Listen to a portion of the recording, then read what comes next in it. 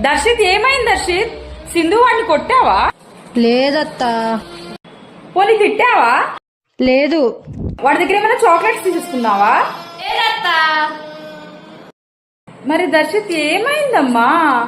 నన్ను ఇవ్వలేదు. అయ్యో అది కాదురా.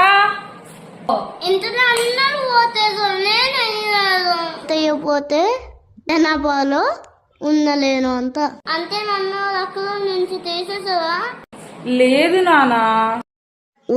పోతే బతికేనట్టే అంత. అంటే నేను బతికి లేనా?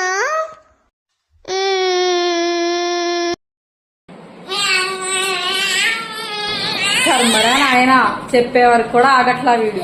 నేను ఓటేస్తాను. అది